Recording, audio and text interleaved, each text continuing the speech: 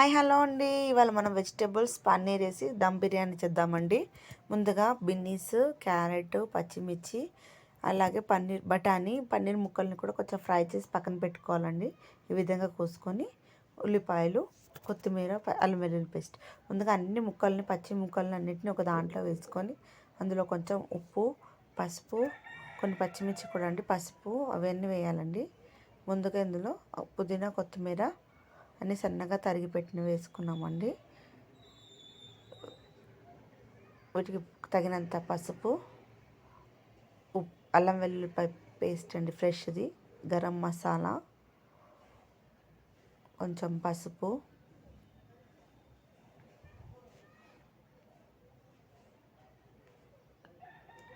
వీటన్నిటిని ఇలానే పచ్చిగానే మనము బిర్యానీ చేస్తామండి. పసుపు కూడా వేసేసాము.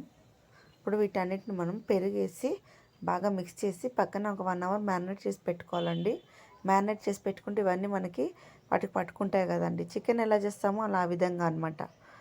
ఈ విధంగా చేస్తున్నాం. పెరుగు కొద్దిగా ఎక్కువే పడుతుందండి. మళ్ళీ కొద్ది తర్వాత కూడా వేసి కలిపి పెట్టానండి. ఇప్పుడు ఇది వేసి కలిపాక సరిపోలేదని మళ్ళీ కొద్దిగా వేసాను. ఈ విధంగా మిక్స్ చేసి పెట్టుకోవాలి దీన్ని. చూడండి, కొత్తిమీర ఇంకొద్దిగా వేసాను పైనుండి. ఈ విధంగా కలిపి పక్కన పెట్టుకోవాలి. ఒక 1 అవర్ తర్వాత ఇది మ్యారినేట్ అయింది. కొద్దిగా అన్నిటికీ పట్టుకునే మసాలా, అలాగే పన్నీరు ఫ్రై చేసి పెట్టుకున్నామండి అందులో వేసుకోవడానికి. బాస్మతి బియ్యాన్ని ముందుగానే మనము ఒక 1 అవర్ ముందే నానబెట్టి పెట్టుకున్నామండి. దీన్ని మనము వండినాక వేయాలండి. హాఫ్ బాయిల్ అయ్యాక దీన్ని స్టవ్ మీద పెట్టుకొని ఒక గిన్నె వాటర్ వేసుకొని ఇందులో కొత్తిమీర, పుదీనా అన్నీ వేసుకొని రైస్ వేసేసుకున్నామండి. అయ్యాక రైస్ని సగం హాఫ్ బాయిల్డ్ అయిన రైస్ని దీనిపైన లేయర్స్గా వేసుకున్నామండి. లేయర్స్గా వేసుకొని కొత్తిమీర వేసుకొని ఇది కుక్కర్లో చేస్తున్నామండి. ప్రాసెస్ మొత్తం కుక్కర్లో ఏంటంటే తొందరగా అయిపోతుంది మనకి. పచ్చివే కదా కూరగాయలు ఉడికిపోతాయి. రైస్ కూడా హాఫ్ బాయిల్డ్ అయింది కదా, అది కూడా అయిపోతుంది. 5 మినిట్స్ మనం విజిల్ పెట్టేసామండి. రైస్ అయితే రెడీ అయిపోయిందండి. చూడండి, ఈ విధంగా చాలా బాగా వచ్చింది. రైస్ సూపర్గా ఉంది. మీరు కూడా ఒకసారి ట్రై చేయండి.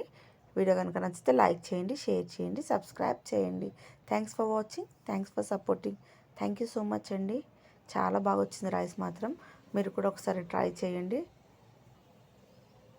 చూడండి, పొడి పొడిగా వచ్చింది, బాగా వచ్చింది చూడండి.